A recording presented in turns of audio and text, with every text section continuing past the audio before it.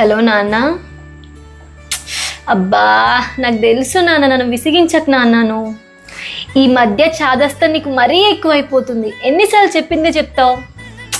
అబ్బా పెట్టే నాన్న, విసిగించకు నాన్న, ప్లీజ్ నాన్న. ఏమైంది బిందు, అలా చికాకు పడుతున్నావు? ఏం చెప్పాలక్క, ఈ మధ్య చాదస్తం నాన్నకు మరీ ఎక్కువైపోయింది. చెప్పిందే మళ్ళీ మళ్ళీ చెప్తున్నారు. ఆయన టార్చర్ తట్టుకోలేక ఎక్కడికైనా వెళ్ళిపోతే బాగుండు అనిపిస్తుంది. సరే సరే, నిన్ను ఒక క్వశ్చన్ అడుగుతాను. ఇవాళ నీ దగ్గర 1,00,000 రూపాయలు ఉంటే ఏం చేస్తావు నువ్వు? ఏం చేస్తాను, ఫస్ట్ అయితే కాలేజ్ ఫీజు కడతాను, సర్టిఫికేట్స్ తెచ్చుకోవాలి. రెండోది కొన్ని అప్పులు ఉన్నాయి, వాటికి కట్టుకుంటా. ఇవే డబ్బులు ఒక 5 years బ్యాక్ వచ్చి ఉంటే వాటితో ఏం చేసేదానివి? 5 years బ్యాకా? అప్పుడు మనకి ఇలాంటి బరువులు బాధ్యతలు ఏమీ లేవు. ఆ డబ్బులతో ఏం చక్క షాపింగ్ చేసేదాన్ని.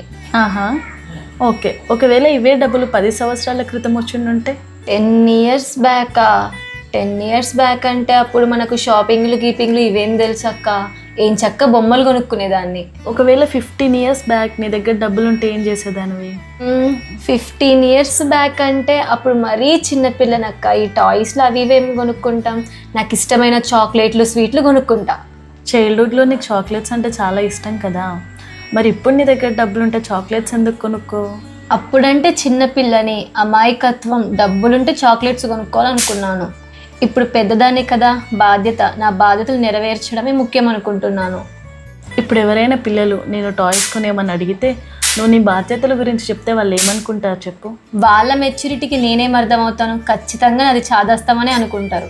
ఎగ్జాక్ట్లీ. ఇప్పుడు నీకున్న మెచ్యూరిటీకి మీ నాన్నగారు ఏంటో అర్థం కాక ఆయన్ని చాదస్తామనే అనుకుంటావు.